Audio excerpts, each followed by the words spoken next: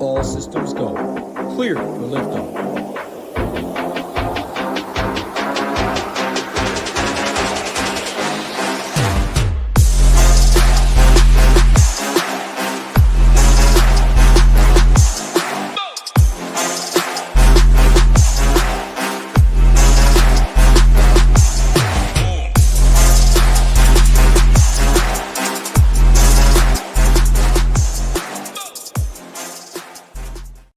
What is going on, SHIPIT Nation YouTube station? Happy Friday. We're back half an hour earlier than usual. We got some life works things going on with our guy Ham over here. He's coming early for the people to give the takes, give the winners. 13 games on the docket. We got a Coors Field total sitting at 11.5.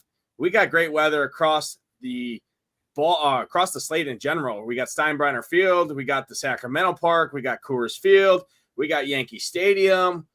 It's going to be fireworks here tonight in the MLB streets. At least that's what it seems to set up as right now. Ham, looking at this weather, looking at this slate, and you open up the old pitcher slate, and woof, it is a loaded one at the top. It's loaded all the way out throughout the board.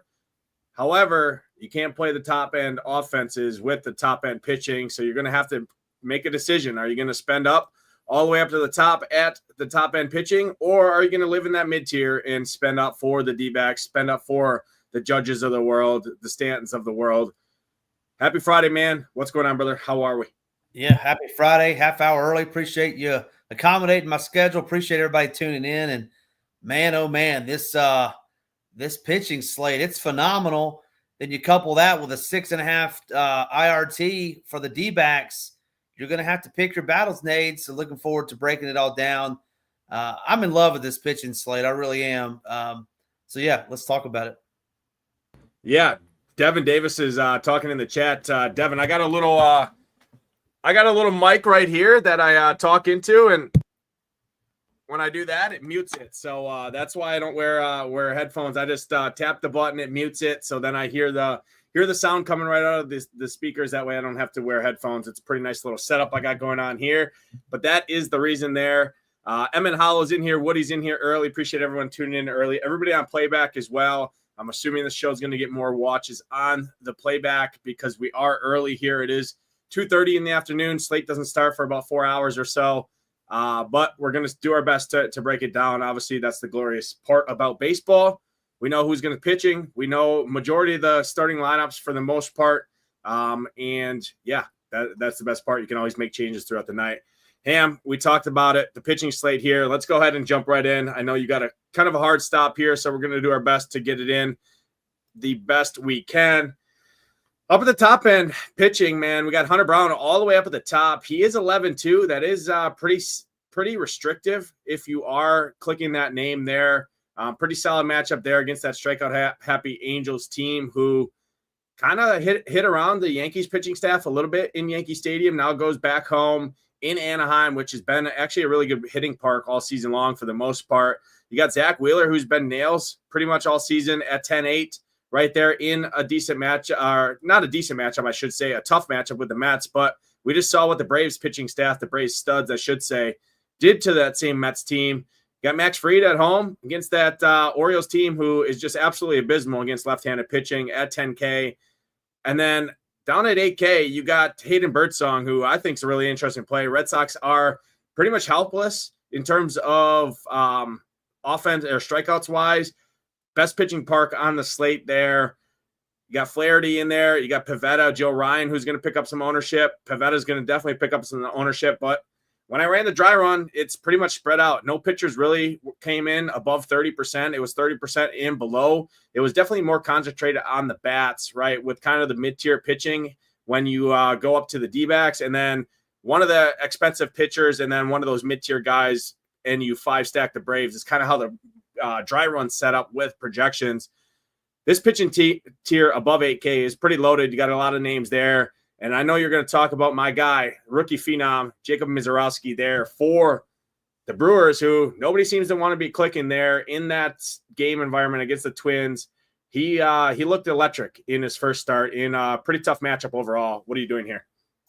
Yeah, the only pitcher that has never given up a hit in his career that's starting tonight, Jacob Maserati is what I'll call him, balling. rolled his ankle. But, hey, let's start at the top, man. Like, this pitching slate, I think you can make a case for almost anybody. I mean, no one's going to play Hunter Brown, right? We talked about the Rockies game, 11.5 total. They're going to want to jam in the D-backs. But Hunter Brown in this matchup, who's been dynamite all season long, we know we're going to get, 90-plus pitches out of him. He's very expensive, but this Angels team strikes out in droves. Hunter Brown's going to be tough to pass up coming off a 33-point performance. You alluded to it. I mean, poor Mets, goodness gracious. Murderers Row, Chris Sale, Spencer Strider, and now Zach Wheeler. I mean, it doesn't get any easier for the Mets tonight. I think Zach Wheeler's a great play. They had that series in Atlanta, travel straight to Philadelphia, now get to take on a guy that's been dynamite most of the season. Once again, 100-plus pitches is almost a guarantee as long as he's, grooving. So I think Zach Wheeler at 10-8 is going to be a great play. Nobody's going to play him. Max Fried, you said it, great spot. The Orioles strike out about 24% against left-handed pitching. They are very weak when it comes to ISO, when it comes to home run against lefties as well. We know what Max Fried has done all year. Mackenzie Gore, it's been great all season long. I'm not going to play him. I'm not going to play him against this Dodgers team, but if you wanted to get different in a GPP, I certainly think you could. Joe Ryan's another one that's not going to get played. I don't have any interest in him, but interested to hear your take, but he's a pretty good pitcher. But let's talk about the next two. Nick Pivetta, and then the rookie phenom. I'm going to call him a phenom, Mizorowski. First game, I forget who he was playing against, but maybe the Cardinals or somebody, didn't allow a hit, got hurt. Now he gets this Minnesota team, and this kid throws 100, 101, 102, 103. Great play. And then Nick Pivetta taking on the Royals at home in that park. Another great play. And then last, I'll close it out. I know I've listed almost every pitcher. But Hayden Birdsong taking on the Devers list. Boston, they've been absolutely terrible. We get this ballpark upgrade.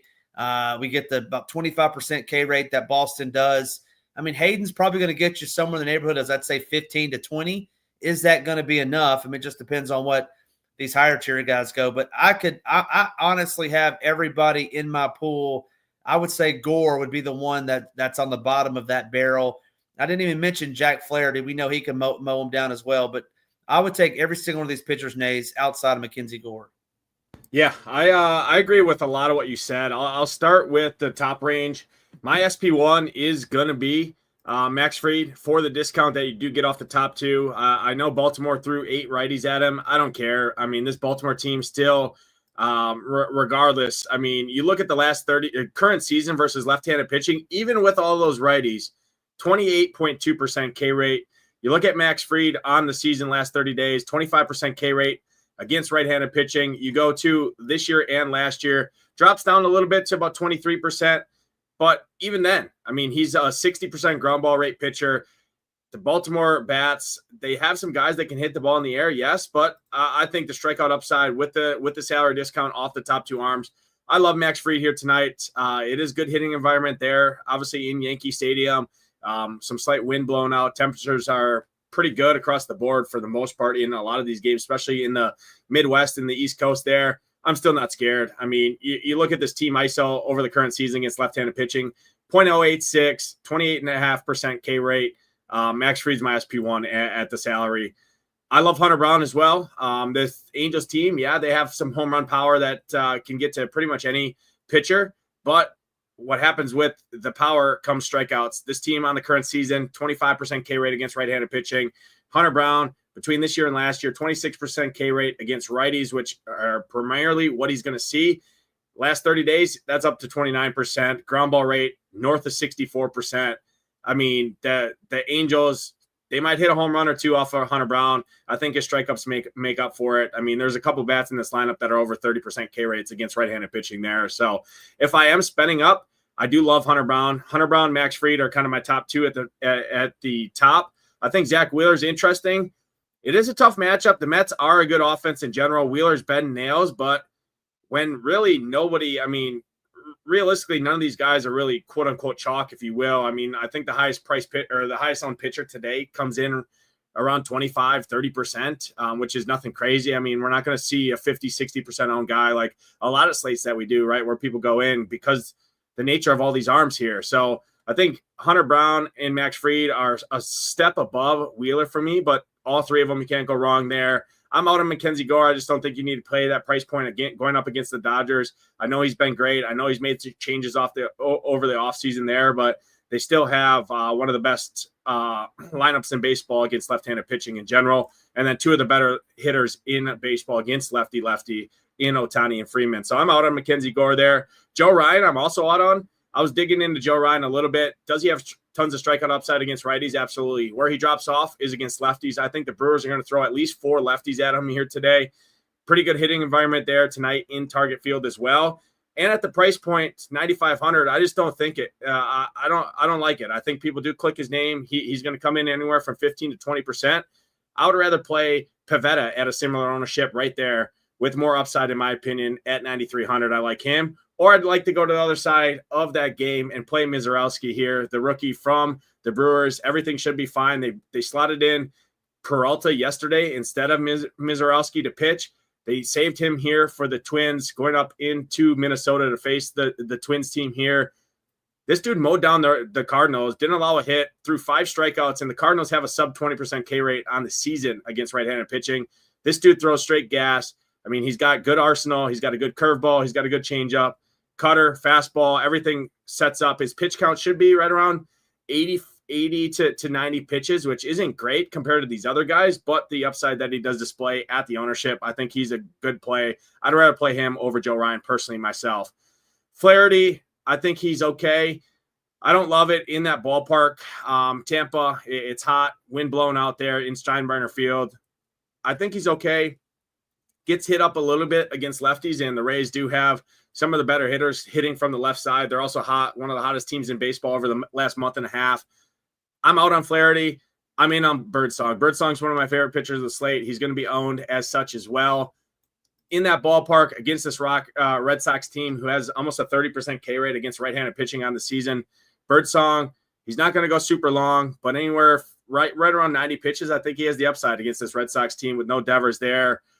So for me, up in the top tier, it's Max Fried is my favorite pitcher. Birdsong is my second favorite pitcher. Pivetta third. And then I'm going Hunter Brown, Mizorowski are kind of my other two guys that I'll have interest in up there above 8K. Dropping down below 8K here, Ham. I want you to talk about a couple guys. Tanner Beebe rivaling the highest owned pitcher on the slate, at least projections and SaberSim dry run wise, in that ballpark out there in Oakland.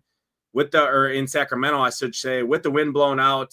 He's going to see a lot of lefties, which he can get beat up a little bit.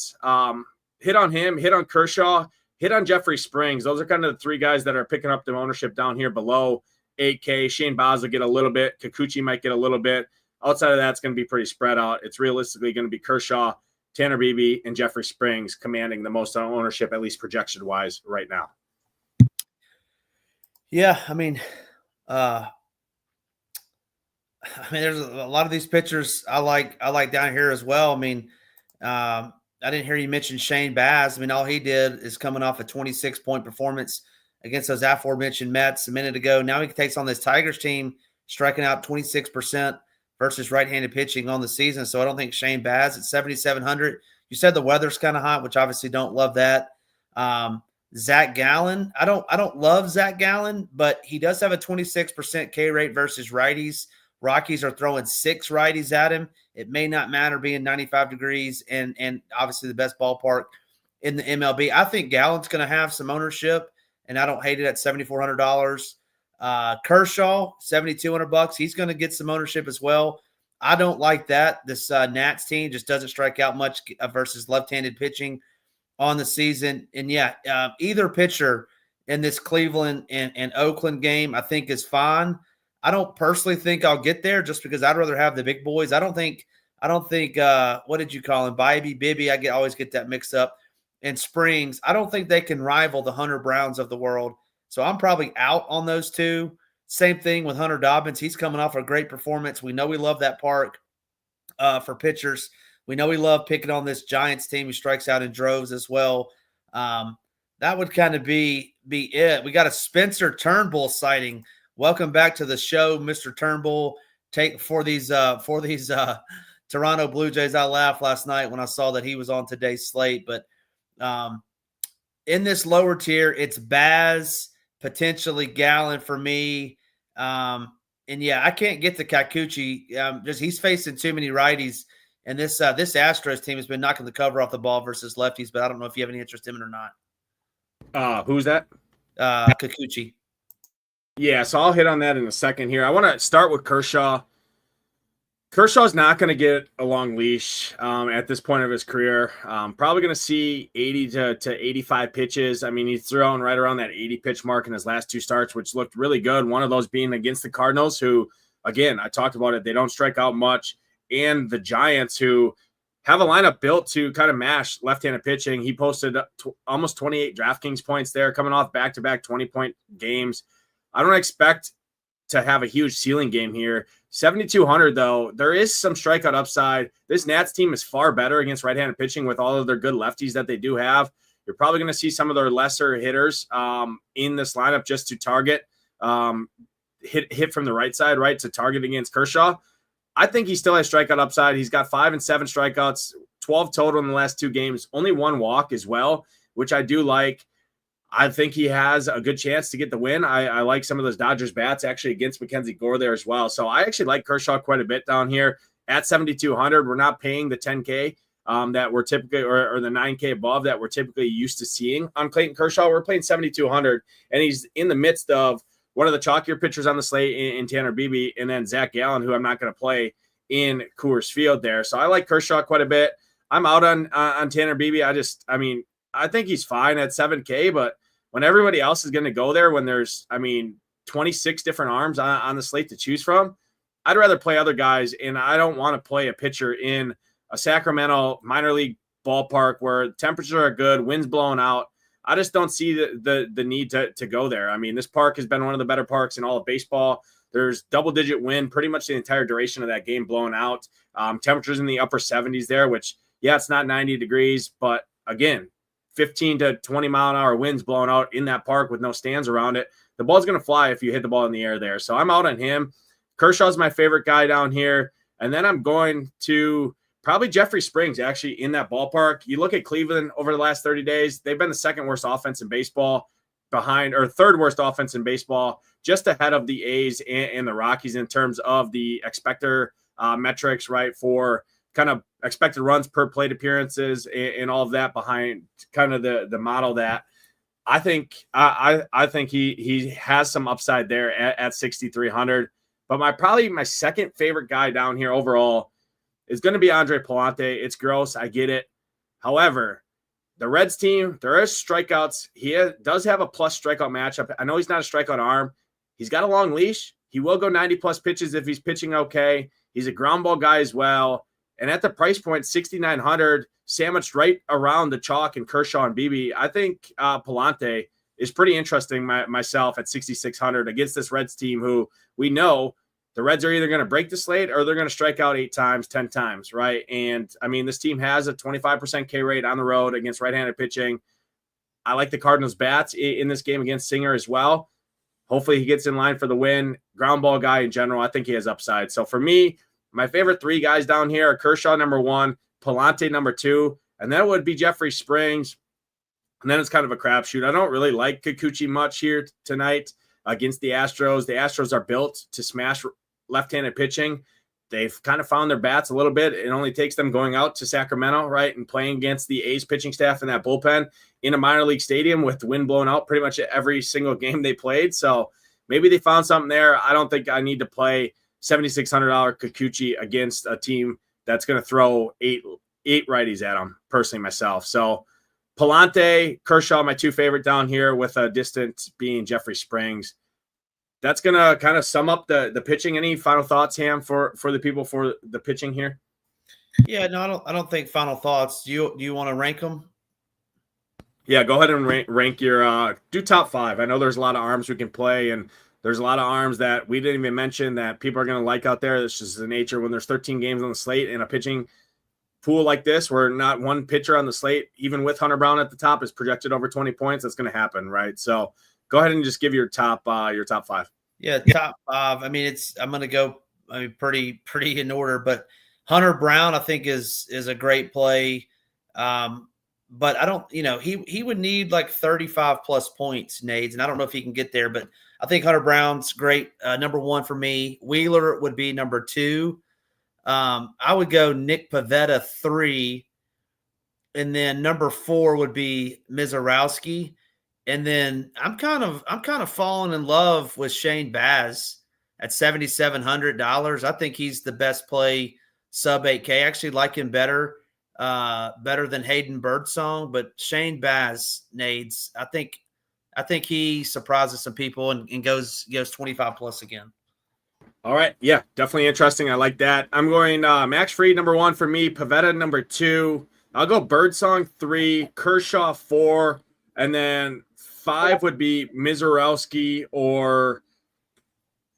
let's just do Mizorowski or Palante. Mizorowski and Palante are 5 and 6 for me. With obviously salary makes some of those decision points happen for me, right? Points per dollar, etc. We play salary-based game. I do like the expensive offenses just like everybody else does. So you are going to have to make some decisions at the pitcher point for sure. Let's jump over and talk game by game. First game on the slate, I'm going to go ahead and pull the stone up here. I just refreshed it. See as many lineups as we have right now. First game, we do have both lineups in this one.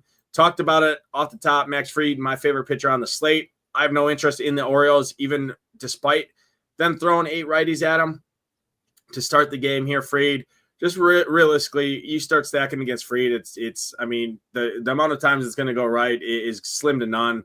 Ground ball guy, tons of strikeout upside, no O's for me. The Yankees are a talking point on the slate against Sugano here, who realistically has no strikeout ability. Yankees are built to smash righties with all their lefties that they have in there. Jazz, Grisham, Dominguez is in there. Austin Wells are in there. I'd start with probably those 4 lefties, and then obviously you got Judge, Goldschmidt, Stanton in there. Talk about the Yankees in this ballpark. Good hitting environment in Yankee Stadium. We know, obviously, that short porch in right field to favor those lefties here against Sugano. Temperatures in the 80s, 6 to 10 mile an hour winds blowing out. What are you doing here? Yeah, I'm with you. It's like there's I guess a chance, but there's like a 0.01% chance that the Orioles run the winner at the end of the night. So no Orioles for me. And then we ran the dry run before the show. I don't see how you could play Giancarlo Stanton. I think you want to talk about worst plays on the slate. This guy is coming in highly owned. I mean, he's got to hit the ball. He can't run. Like, he's going to have to hit a home run to pay off. Can he do it? Yeah, but I'm not playing Stanton. So I would say everybody but Stanton on the Yankees is in play for me. Another thing, too, that I like about this Yankees team, Nades, is that they just left Tampa Bay. This Orioles team did, and man, they were up 8-0 and lost. They pitched dudes all night that night, pitched a bunch of dudes last night. Their pen is cooked. This Sugano guy may get left out there to dry, like in the 6th or 7th inning, throwing up meatballs. And then you may have like Colton Cowser throwing the 8th or something like that. But give me these Yankees, one of my top 3 favorite stacks. Yeah, I love the Yankees here. And to your point, I mean, every arm that shows up on RotoWire in terms of their bullpen usage has at least 20 pitches or more in the last 3 days. 3 of them being over 30, 2 of them right there at 28 and 29. 4 of their pitchers, their bullpen arms threw yesterday. One of those being Brian Baker, who only threw 9 pitchers, but he threw 9 the day before that, 8 the day before that. I'm assuming he's out of commission here today. Dominguez up at the top through 24. Batista threw 21 yesterday. Soto threw 16 yesterday. I mean, you're going to see a cooked bullpen here who has not been very good in general over the course of the last 30 days. They're kind of top 10. They're sitting right around 9th, but they are sliding back. Cooked pen in Yankee Stadium facing this lineup. It's going to be a recipe for disaster in this weather.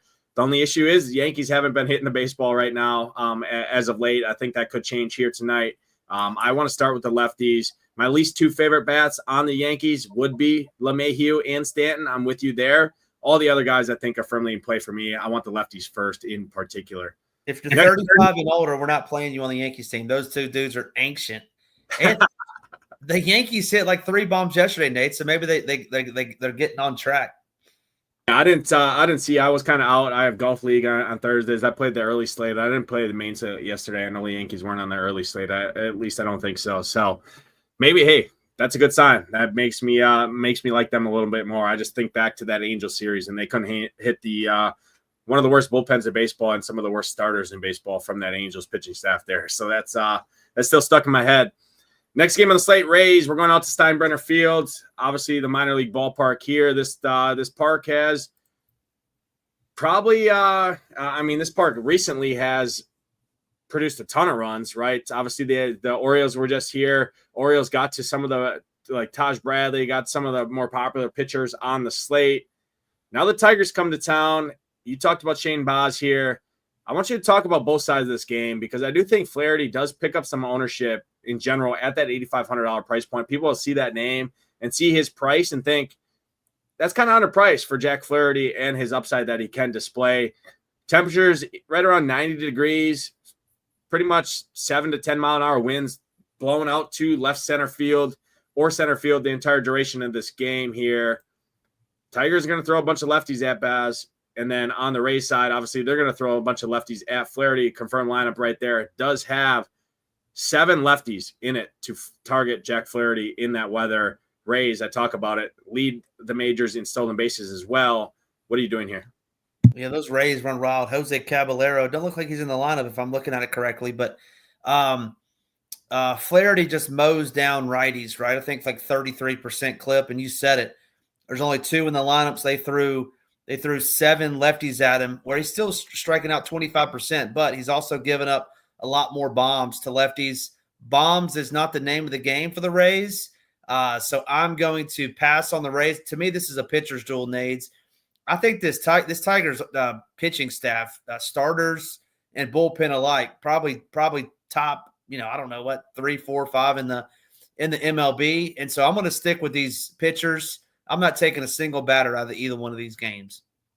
Yeah, I will say the Rays bullpen over the last 30 has been nails too. Tigers pitching staff in general, their bullpen's good. I have more interest personally in this game, it seems like, than you do. I just, at these salaries, I mean, on both sides, they're cheap. They got upside. It's a decent total in this game. We know it's a good ballpark here.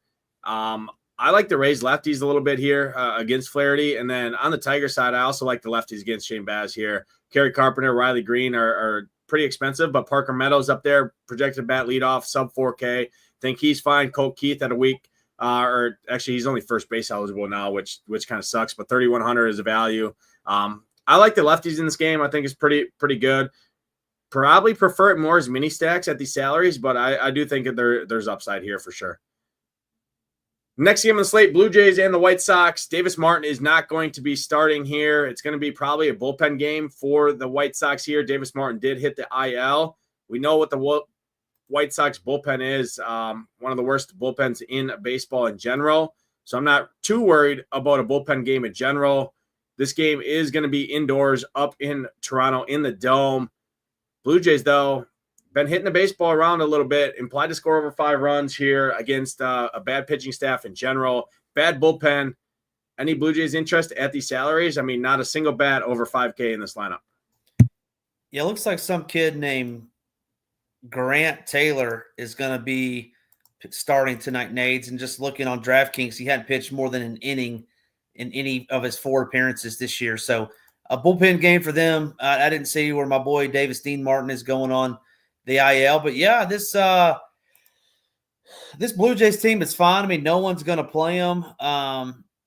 Actually, I mean, they're at least projections wise. I mean, Vlad's going to be pretty popular. Bichette's going to be pretty popular coming off 3 home runs in a row or 3 home runs in 4 games. Barger, I mean, they are going to get played for sure. Oh. I don't know if that's going to change now with the updated news that Martin's on the IL, right? And it's going to be more of a bullpen game. Typically that lowers interest in people in bullpen games, but it's different when you're talking a White Sox bullpen or a Rockies bullpen, etc. It's still going to be fresh arms coming out of that pen pretty much throughout the entire duration of this game. But the Blue Jays are going to get played for sure. Blue Jays chalk is always a scary thing. We must have a shark in the water because goodness gracious, Nades, look at that White Sox. Look at that White Sox eye chart over there. I mean, just blood red everywhere. But I mean, you're not going to play Spencer Turnbull, I wouldn't think. But I mean, it's no White Sox. Man, I hate playing chalky Blue Jays. I don't see myself getting to any of those guys. Kirk strikes out 4%. That's pretty remarkable, though. Yeah, Kirk's always a good play. He's put together a pretty damn good season, and DraftKings just refuses to price him over 4K. I mean, the dude just sits there at 3,600. He's always a good play. I do like the Blue Jays. I'm going to keep an eye on ownership because there are a ton of other teams on this slate. I just think Blue Jays projections-wise are going to hit teams because of these salaries. I mean, you got Bichette batting leadoff with stolen base and power upside at 4,100. You got Vlad, who's been hitting good right now, sub 5K. Barzer's been a stud. You can play him at third base, which is a weak position there. Springer's been really good, 4,500. You got a cheap Jonathan Clace at the back half of that lineup, switch hitter there, pinch hit, pretty much free. So, I mean, Blue Jays are fine, I think. I just don't love it in terms of what their projected ownership are. Prefer more as fillers in mini stacks than kind of 5-stacking them. I just don't know if they have the upside to contest with some of these other teams on the slate as a 5-stack. But again, they have been good. No White Sox interest for me. I don't think you can play Spencer Turnbull. I don't think he's going to have the pitch count that he needs. But again, he is 5,800. He could go out there and pick up some strikeouts. But looking at his strikeout prop, I think it's 3.5. Some slight juice on the over there. I mean, if he goes out there and gets you, I mean, 4 strikeouts in his, I mean, over 3.5 is minus 157 on the K prop at 3.5. So, I mean, I guess if he goes out there and throws 4 innings, gets 5 strikeouts at 5,800, he could be playable in like a spot where you need to spend up for bats, right? If you did like a D-backs Dodger stack or something like that, I think he'd be fine. But yeah, not much interest there overall. Next game on the slate, Marlins and the Braves. Fuentes is making his start here for the Braves. He is not in the DraftKings pool or FanDuel pool unless they did add him. When I did the slate plan and kind of was researching and breaking down, I did not see him in the pool, so you can't play him. This ballpark sucks in general, but so does Jansen Junk here. Braves, you want the lefties in particular against Junk. Junk does have about a 27% K rate against righties. Again, you got some good righties here. Ronald Acuna, Austin Riley, Ozuna. The lefties are where you want to start. Albies, Harris, Matt Olson. Any Braves interest for you here? Not a great bullpen behind Junk either. Not a great starter by any means. What are you doing here? Yeah, Daisy Fuentes making his major league debut. Hey, Alex Verdugo, man. Hey, he's not in our lineup. He's in some other projected lineups. Interested to see. I feel bad picking on the guy. Nades. He's got 0 home runs and a 250 batting average on the season. Hey, and the people know the deal. If he hits a home run, we're giving away a $121 ticket. When he does, it has to be on a Friday night, though. It has to be on one of these shows. Listen, I say it every Friday. You can stack the Braves, but you cannot play Alex Verdugo if he's in the lineup. It's just as simple as that. And I apologize to his family for making fun of him. I know they're big fans of the show, but don't play Alex Verdugo. And don't play anybody on the Marlins. I know you're in Wisconsin, Nades. We're not having a Frisch Friday night. Don't play them. Yeah, what about the Braves? Talk about the Braves. Well, yeah. I mean, the Braves are in play, taking on Jansen Junk in your trunk. I mean, Acuna's been hitting the ball very well. Matt Olson. It would be more minis for me, and I would probably stop at Ozuna. I like Ozuna tonight. I like Matt Olson. If Drake Baldwin's in the lineup, yeah, he's not terrible. And then Acuna. But if I'm doing a 5-3 or a 5-2-1, it's either 2 or 3 Braves, and I would limit it to that. But I definitely wouldn't play any Marlins. Yeah, I'm just not going to 5-stack the Braves. I mean, the Braves are going to pick up ownership. We have it projected pretty low.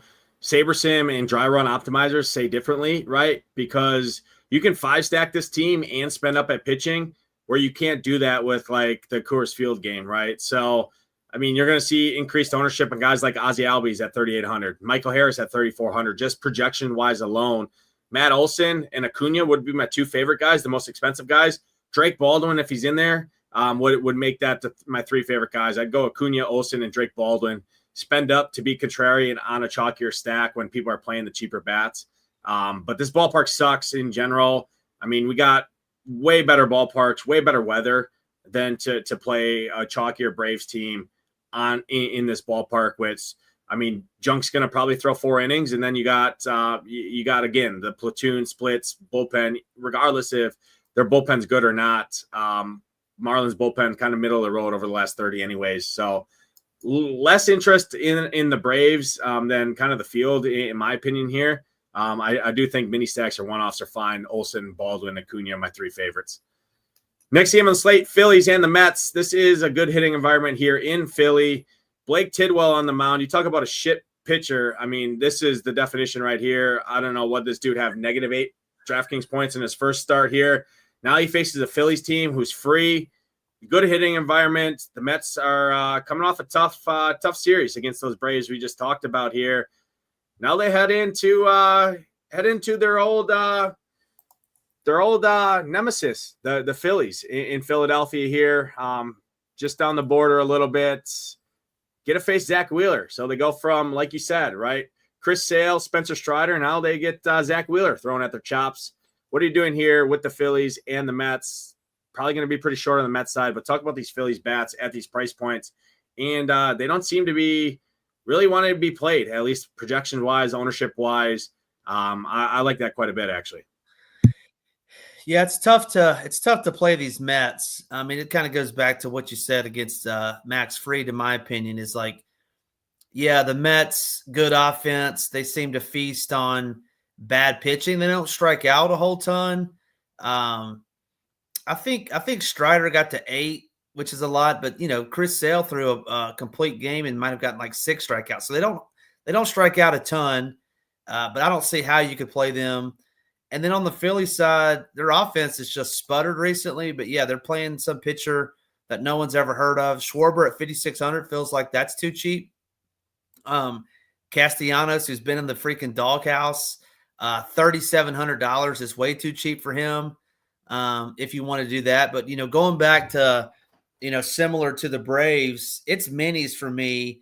I mean, no offense to these guys, but, like, how could you play Otto Kemp and Max Kepler or Brandon Marsh? Like, I just don't see how you could play those guys personally, but it's minis only for me. But Kyle Schwarber at $5,600, that seems too cheap, Needs. Yeah, I will say the Mets do have a good bullpen, 3rd best overall in terms of ERA on the season in general. Whips right around 1.2. Pretty rested as well. Only one of their bullpen arms threw yesterday, so you're going to get the best bullpen arms out of the pen, which lessens my interest a little bit in the full stack. But again, I mean, they have a full series ahead of them. They're not going to go out and throw their best arms if this game's 6-0 because they hit Tidwell over the wall 4 times, right?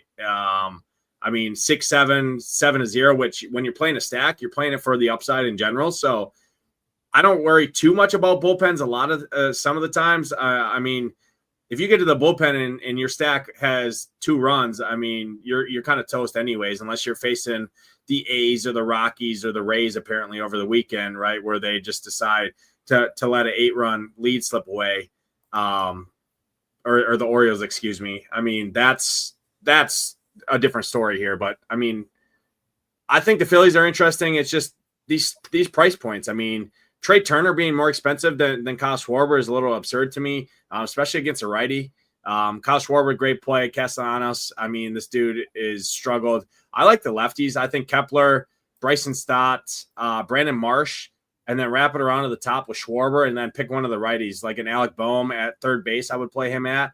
I think that's kind of my favorite way to play this team in general on the Philly side. I do like 5-man stacks. 3-man stacks are probably my preferred route just due to that Mets bullpen. But again, you're playing for upside. You're playing for them to score 4, 5, 6 runs early on Tidwell, that you're going to see the lesser arms, especially with a long series, a full series ahead of the Mets. They're not going to burn their best arms if this game's out of hand early. Nate, did you go to Summerfest yesterday? I did not go to Summerfest. Why? I don't know. Michael W. says you looks like you did. Must have a tan. It's all that golf you've been playing. But let me give you a story time, not that you asked.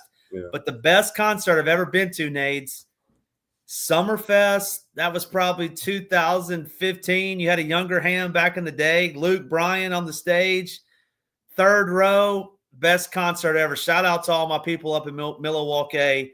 Great time. Stayed downtown, went to Miller Park, which Miller Park is not downtown. You had to get on a bus, Nate. You know all about that. But best concert I've ever been to. Shout out to all my Wisconsinites. I wish I knew you, Nate. You were like in elementary school back then. Yeah, I mean, 2015, shit, Ham. I mean, Ham didn't have any gray hairs, and I mean, the dude wasn't going to bed at 7:30 at night. So hey, that would have been a good time. I mean, nowadays you ain't catching Ham at a concert. He's already in the sheets. He's gonna watch the replay the next day. But a replay of the concert. Yeah, I mean, that's the only time you ain't staying up late to watch no concert nowadays. Not anymore. You're snoring, cutting the forest down, watching the back of your eyelids at that time. So let's head out to Busch Stadium here, St. Louis. Palante on the hill, who I talked about, I had interest in. Brady Singer, not so much. This dude gets hit up by the lefties. Cardinals don't have a ton of lefties, but this entire lineup is super cheap. It's actually good weather here tonight in St. Louis. It's hot, kind of across the board in terms of the Midwest, like I talked about. Drops off a little bit out west, but temperatures in the 90s the entire duration of this game. Hot and humid. Wind at 14 miles an hour, kind of blowing straight across the field, which if that shifts a little bit, blowing out to left, that could be nice. Brady Singer, talked about it though. Not great, not good. I have some interest in the Cardinals. Probably prefer more as a mini stack, kind of in that same boat there. Burleson, Nootbaar, Stott. I mean, I would start with the lefties. Donovan at the top, I think at second base, 3,900. That's a really good play in general. Second base is pretty weak overall. What are you doing here with the Cardinals and the Reds?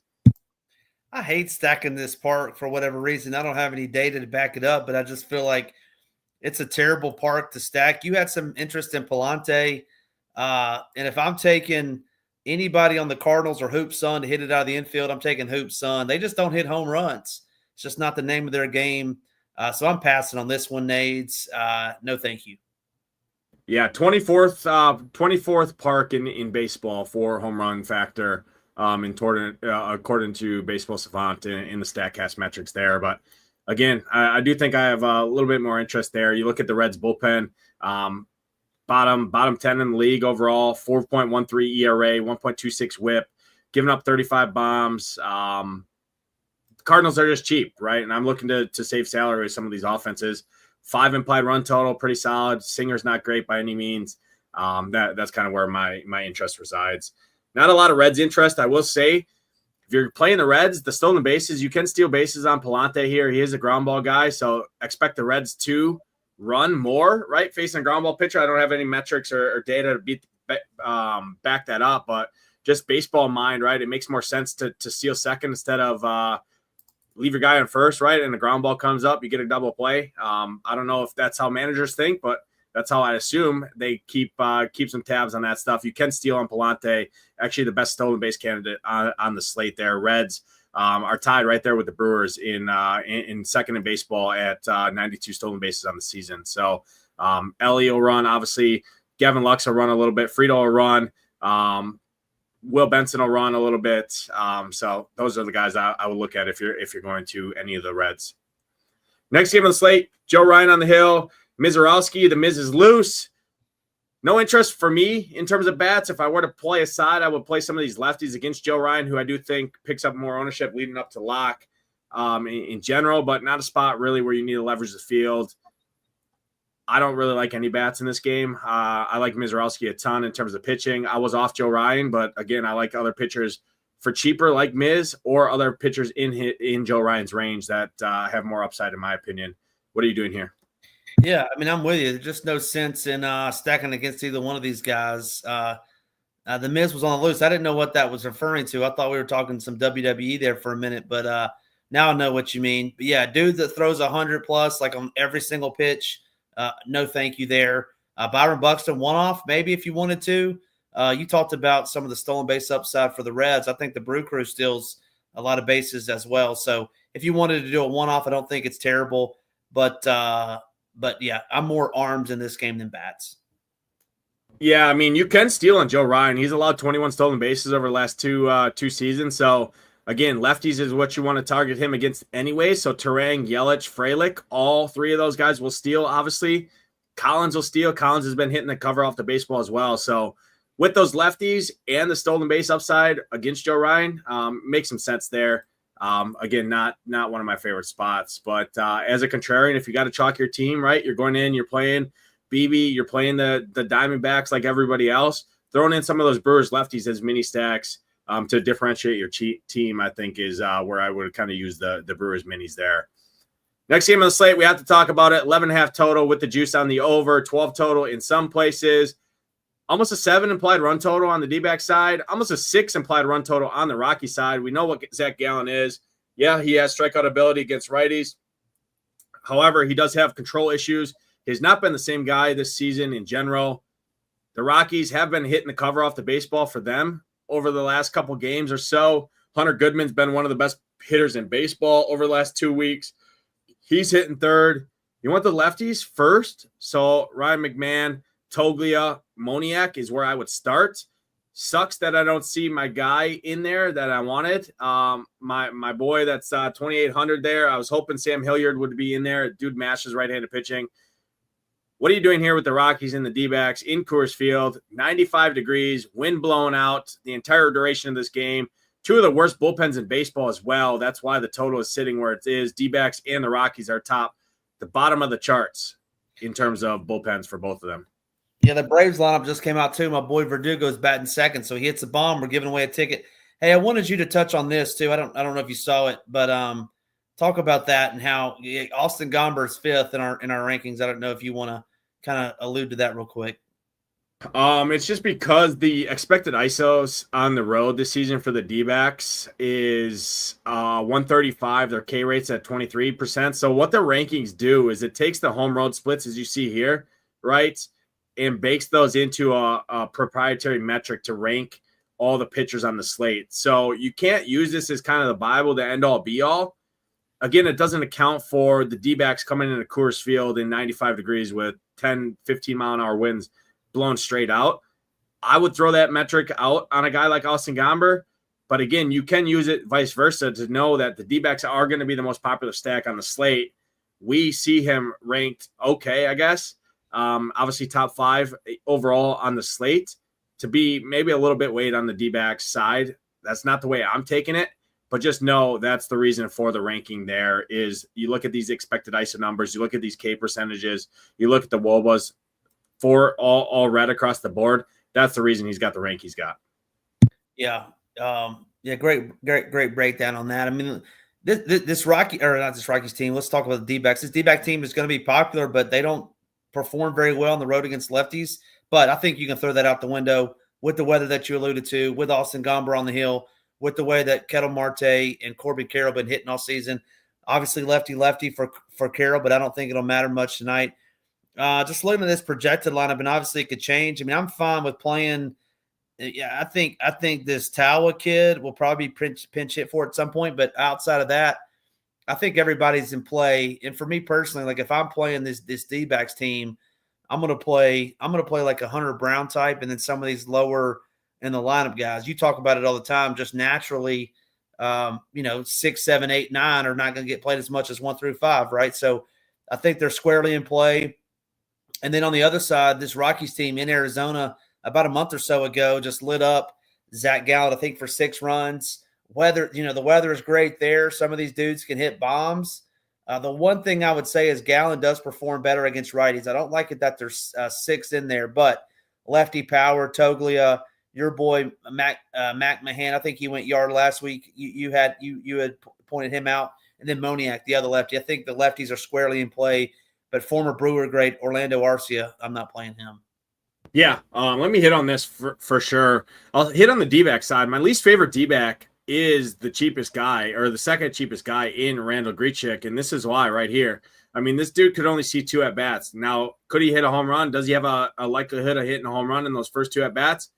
A pretty good chance, right? He does mash left-handed pitching. It's great weather, all the things that I already talked about. But hitting in the heart of that lineup at 3,800 as one of the most popular bats on the slate, if not the most popular bat on the slate, because of Coors Field, because of 9 inning at bats or full 9 innings against Austin Gomber in a lefty, all that thing.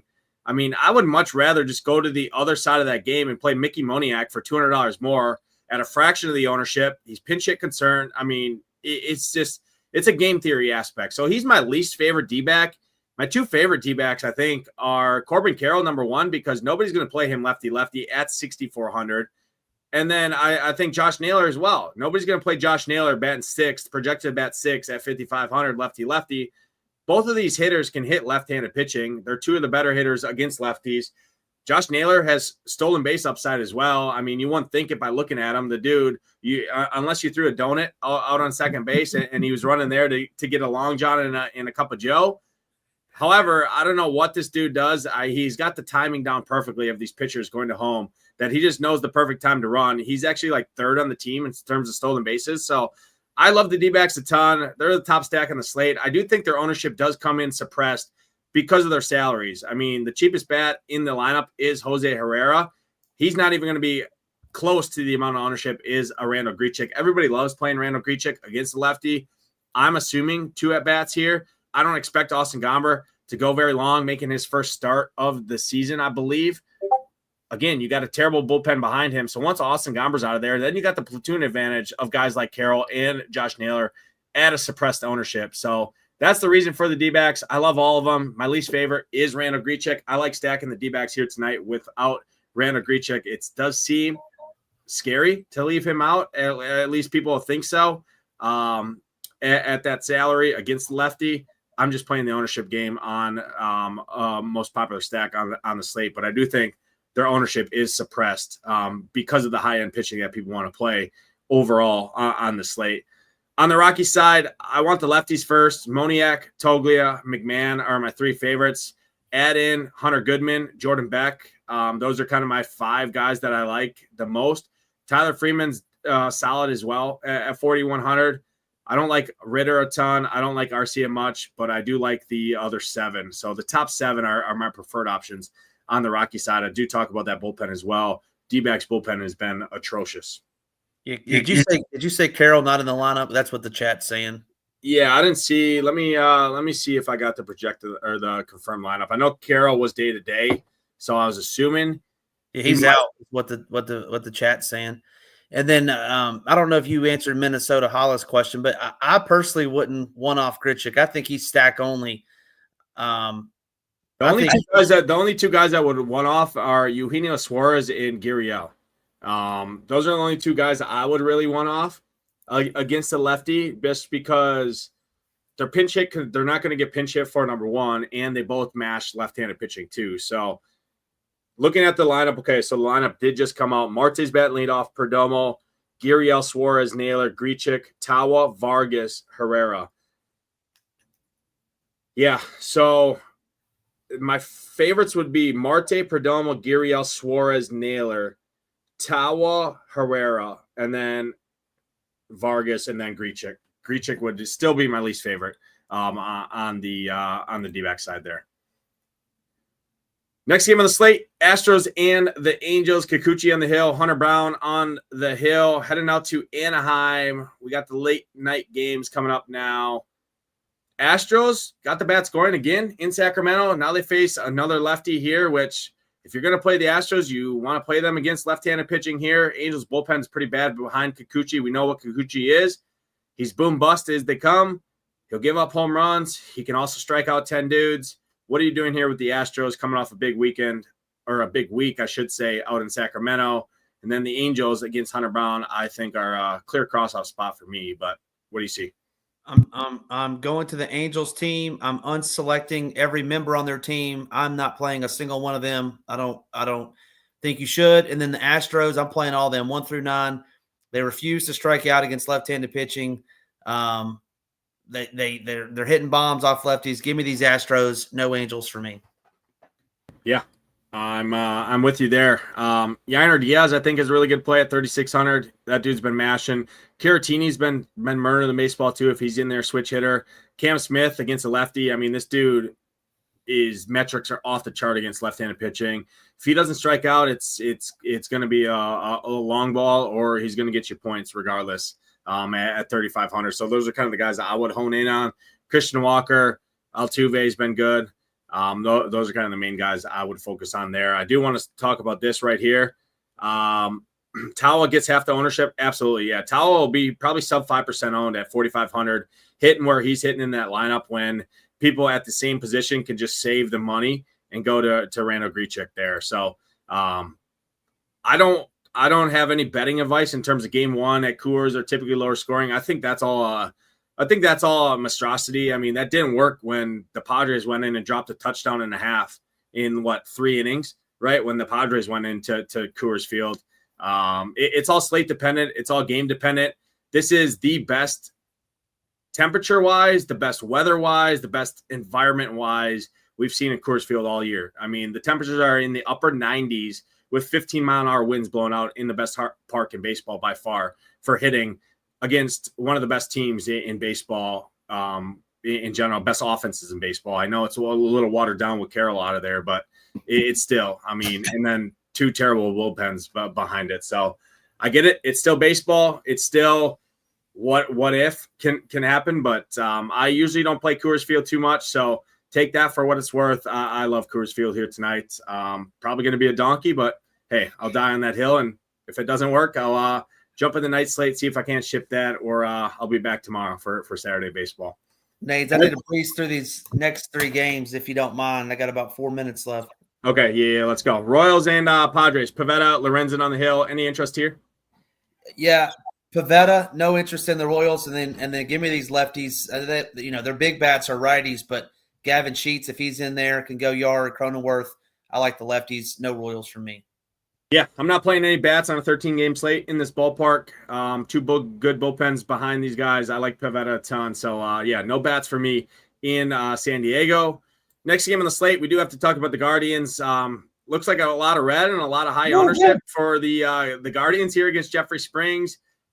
Fly ball guy. Obviously, Springs, really good weather is kind of the nature of the slate here, especially in this ballpark.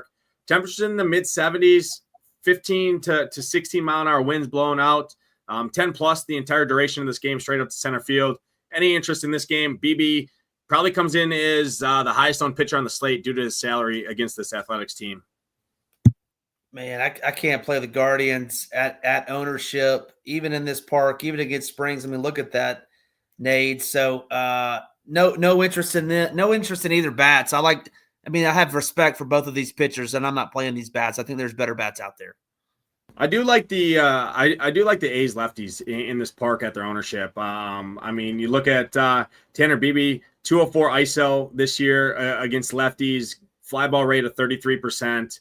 I like me some Lawrence Butler, Soderstrom, Nick Kurtz. I like the lefties quite a bit. More mini stack for me. Guardians bullpen is really good, so more mini stack, but nobody's playing this A's team. Next game on the slate, Dodgers and the Nats. Nobody's playing the Dodgers tonight because Mackenzie Gore's on the hill. However, the Nats bullpen is trash behind him. Dodgers mash left-handed pitching regardless of who it is. They are expensive. This is the pivot off of Coors Field. Nobody's playing the Dodgers. It's Friday night. I have some interest in the Dodgers. What do you see here? No Dodgers, no Nationals. Pitchers roll in this game. And just looking, no thank you. Yeah, I like the Dodgers righties, and then add in Ohtani and Freeman, who, like I said, can both hit lefties. I think they can knock Gore out of this game early and get to that terrible bullpen there. It is a good hitting park in general, third best in baseball or second best in baseball in terms of home runs. Good weather as well. Last game on the slate, Red Sox and the Giants. Talk about a terrible ballpark. Is this one? You talk about a terrible starting pitcher in Hunter Dobbins. It's this one. Giants, low-owned Giants, fillers at these price points. Sure, I don't hate it. They're cheap. What are you doing here? Last game of the slate. I mean, you got to know Rafael Devers is going yard in this game. That's just like a lock. You can lock that in, take a picture of it. But I'm not stacking this game. I don't know if I would stack the Giants with Prime Barry Bonds in their lineup, but Rafael Devers, home run, guaranteed, Charles Barkley style. Yeah, I think Dom Smith, Yastrzemski, if they're in there, Jung-Hoo Lee, Patrick Bailey. I mean, they're cheap. I don't hate it. Red Sox pen isn't great. I know the park sucks overall, but Hunter Dobbins, I mean, the dude is trash. So, I mean, sure. More mini stacks. I'm not 5-stacking anybody in this park. You probably should just fade this park in general, but they are cheap as fillers there. Cam, we breezed through the last couple games. I know you got to bounce. Any final remarks before we get out of here? No, Yankees, my favorite stack. I like them better than the D-backs. I think they're on the winner. I think Devers goes yard, and Shane Baz 25+ DraftKings points. Alrighty, well, you have a good day. I will give the people my closing remarks and get us out of here, Ham. Appreciate you you jumping in and breaking it down for us. Yeah, my favorite. Yeah, you as well. My favorite starting pitcher here on the slate is gonna be my guy all the way up at the top, Max Fried. I think he's one of the best plays in the slate. 10K, super cheap for him overall. In terms of my SP2, I really like Birdsong. A lot of people like Birdsong, but my sneaky SP2 on the slate, I talked about Palante against those Reds. I know he's not a strikeout arm. He's a ground ball guy. I like the Cardinals offense there. I do think he has a plus strikeout matchup in general.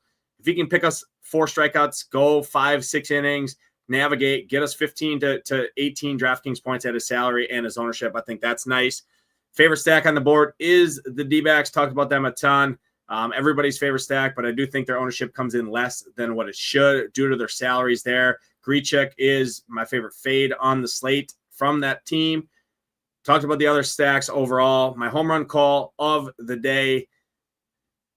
Let's see. My home run call of the day here. I'm going to go to the Rockies. I'm going Mickey Moniak hitting 7th here on the other side of that Coors Field game against Zach Gallen. I like Moniak. I like the way he's swinging the bat. Toglia would be the runner up there. So I like the Rockies quite a bit as well at their ownership. That's going to do it. Appreciate everyone tuning in. Hit the like button. Hit the subscribe button. Helps us out a ton. I'll be back on Monday for the show. Appreciate everyone tuning in. Have a good weekend. Stay safe, y'all. Peace.